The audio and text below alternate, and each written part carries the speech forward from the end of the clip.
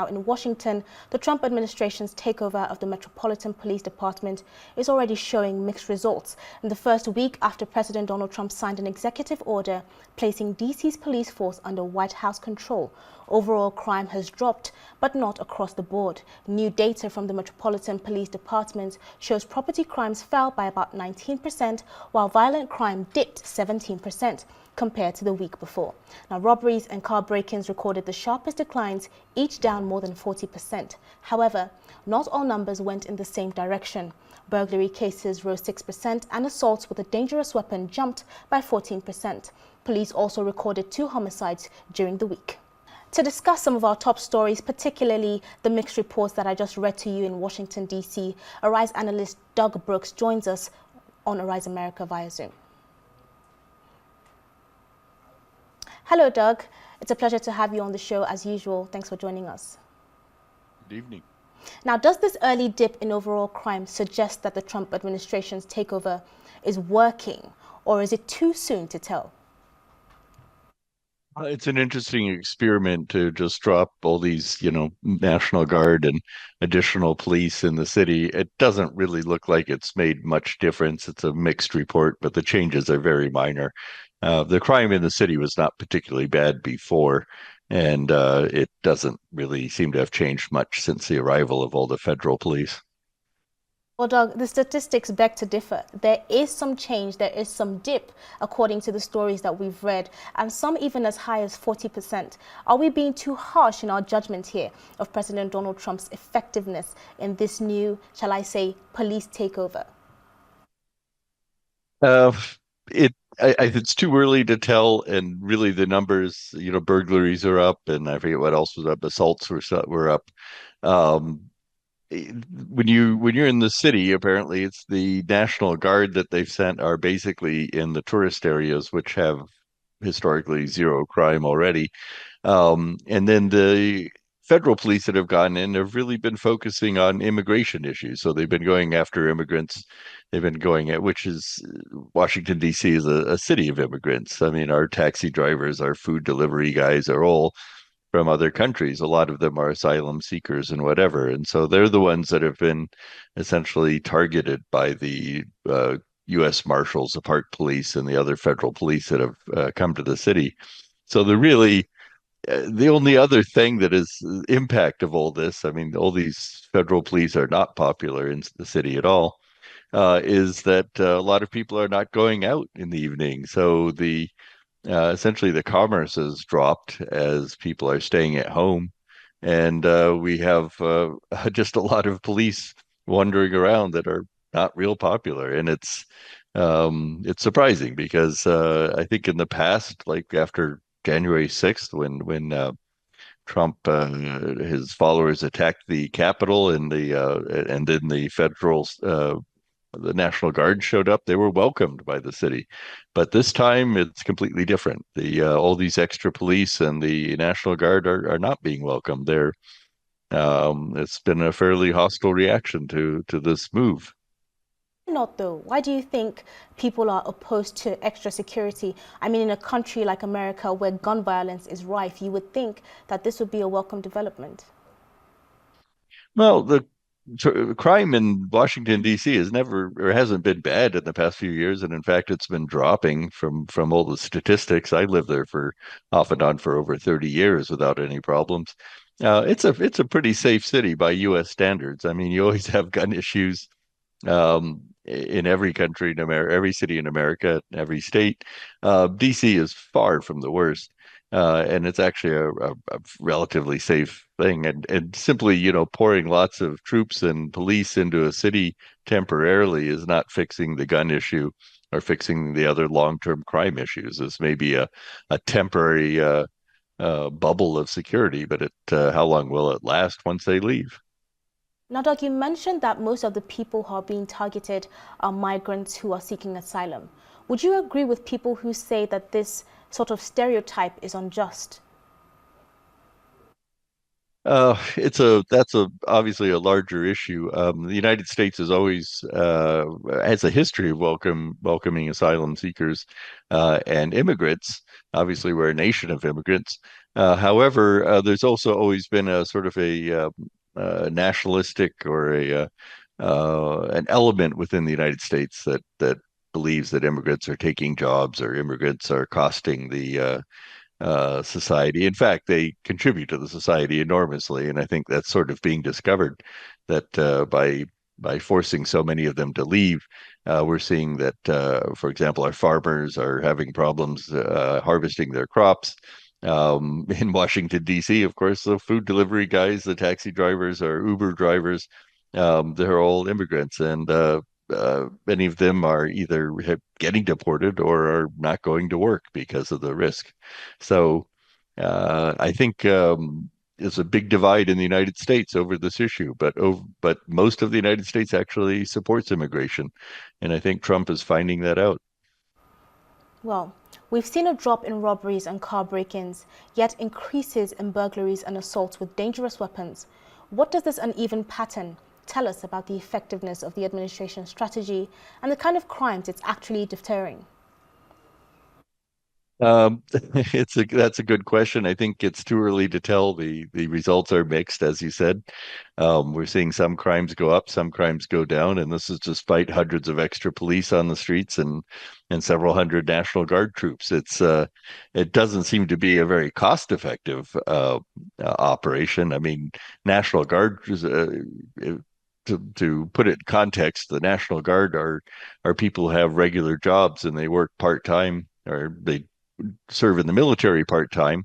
When you call them up, you're pulling them out of their jobs, you're pulling them out of the economy, and then you're paying them from the government. So you have hundreds of these people, and I think they're saying it may end up being thousands of these National Guard people that will be added to the security forces in Washington, D.C., which already, by the way, has one of the highest police to population ratios. D.C. itself is only about 700,000 people, and we have over 3,000 DC cops. So adding more cops is really, and these National Guard is really expensive. And, the results we're getting are mixed. So does this really make any sense? I mean, and it's extremely unpopular. Well, it's arguable that it's making any sense, especially considering the fact that President Donald Trump is very keen on reducing the cost of governance. Isn't this counterproductive, spending so much money on security and getting minimal results? I think you're absolutely right. And what's kind of interesting is he's looking at sending troops now to Chicago and other cities, Boston. And what's also interesting is that he's only mentioning cities that are considered blue cities, that is Democratic run cities, as opposed to Republican cities, red cities. And in many places, in many states, which are Republican run, they have much higher murder rates, much higher levels of violence than Washington, D.C. But Trump has not mentioned sending any troops to those states. And even more interesting is that the National Guard that are being sent to Washington, D.C. are coming from red states. So they're coming from Republican areas and being sent to a very Democratic city. To say that this is all about crime is maybe a bit of a stretch. It seems to be far more about politics. Now, let's shift the conversation away from the White House and President Donald Trump to the actual people bearing the brunt of these decisions. On a scale of 1 to 10, how concerned should residents be about the rise in assaults and burglaries despite the reported decline in other crimes? Well, in Washington, D.C., the crime rates and violence rates have been falling for a couple of years. They're certainly not at crisis levels. They're relatively low over the compared to the previous years. I mean, there certainly wasn't any significant problem. I mean, obviously you have levels of crime. Every city does, but doesn't seem to be impacting on that for local residents. We're seeing the polls that are coming out. The Washington Post had one the other day, and it's 80% of the residents are against this federal addition of police, and you are seeing sort of some resistance from the lawful citizens of Washington, D.C. Now, remember, Washington, D.C. is a territory, it's not a state. So we actually are residents of Washington, D.C. They get to vote for president, but they do not have a voting representative in Congress or in the Senate. Um, so they don't have a whole lot of say over this, and Trump has essentially decided he's going to send in all these federal police, and worse, their focus is against the migrants. So when these migrants are being taken down on the street, you're seeing crowds of people, Washingtonians, booing them and challenging the police and telling the police to leave the city. So this is not making most residents happy. Apparently, there's about 10% or so of the residents who think maybe this is a good idea, but there's not a whole lot of support for the police. So this is just not going the way I think Trump would like it to go. And you think with all these extra police, things would be so much safer, but you're not even seeing that. Yeah, you would think so, wouldn't you? This move by the White House, though, raises broader questions about the balance of power between federal and local authorities. Now, beyond this immediate numbers, what precedent does this set for future administrations in handling law enforcement at the city level?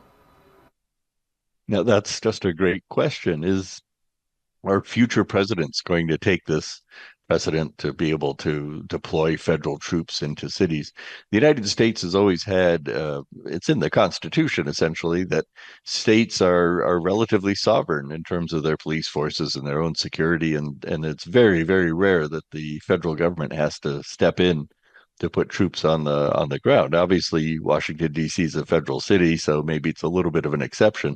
But to think that in the future that future presidents will do the same thing, and pull these federal police off their regular jobs. By the way, any FBI agents and agents from the post office and the others that are there, the air marshals that they're putting on the ground of D.C.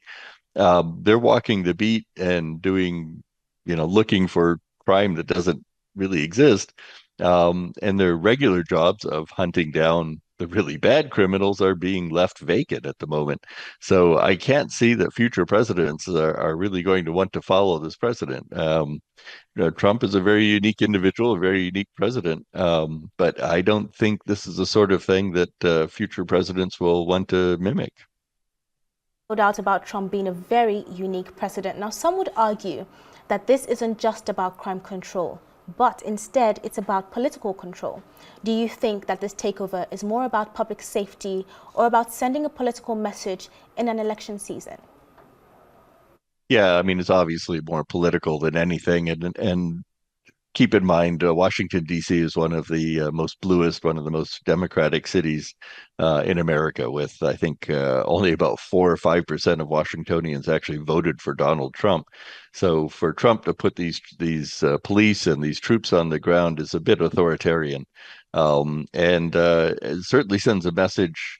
To the Washingtonians that he intends to sort of keep a boot on their neck.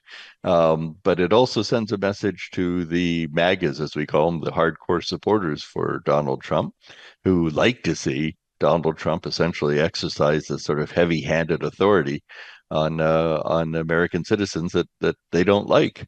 And it's really kind of unfortunate. I mean, this is the sort of thing you see in dictatorships around the world, in Russia or in Venezuela, which the country Trump doesn't like. You see these sort of federal use of troops to sort of to uh, to add oppression to the people in the neighborhoods and the communities that these dictators don't like. And for Trump to do this in America is rather shocking.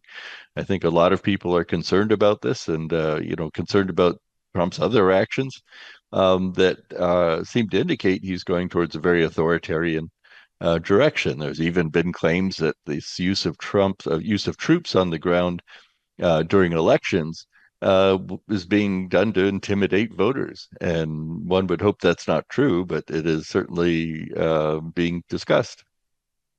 We certainly hope so. Let's switch gears on the conversation now. Let's talk about John Bolton. What can you tell us about the scope and the timing of the FBI search on his properties, and how unusual is it for a former National Secretary Advisor to be the subject of such an investigation? Yeah, no, this was really interesting and very scary. And again, we're talking, as we would say in the U.S., banana republic level of intimidation. So John Bolton is a Republican, the same as Trump, and Bolton served in Trump's first term as president. as a national security advisor. He's very smart. I think a lot of people, including me, disagree with some of his perspectives, but he's very professional. He's an honest person. Um, we disagree with his policy, but whatever. So that was some years ago. In the meantime, once Bolton left the White House, became a private citizen, he started speaking out about the Trump White House. And in particular, he was pointing out that maybe Trump's a little crazy, maybe Trump's a little stupid. And also mentioning incidents from the White House where Trump, for example, said bad things about the military, about people who serve in the military. So he was quite an outspoken critic, and being a Republican made him especially painful for Trump. So Trump does not like Bolton at all. And Kash Patel, who's the head of our FBI, also not a fan, to the point where at one point John Bolton, right before Kash Patel was appointed as head of the FBI, Bolton said Kash Patel is unfit to be the head of the FBI. So for the FBI to now raid Bolton's house, it's very banana republic. It is very authoritarian. And it's the sort of thing you don't see in the United States, or you didn't until Trump became president. Well, we'll certainly be keeping a key eye out on how this develops. Doug, thank you so much for joining us on Rise America.